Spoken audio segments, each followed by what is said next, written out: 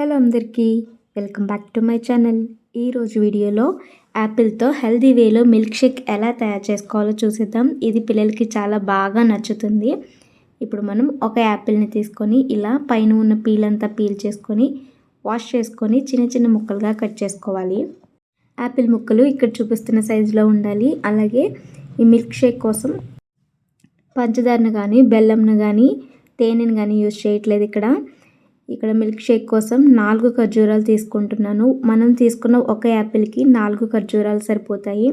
దీనిలో ఉన్న సీడ్స్ తీసేసుకొని వాష్ చేసుకొని తీసుకోవాలి. ఇప్పుడు ఒక మిక్సీ జార్ తీసుకొని యాపిల్ ముక్కలు ఖర్జూరాలు ఇందులో వేసుకోవాలి.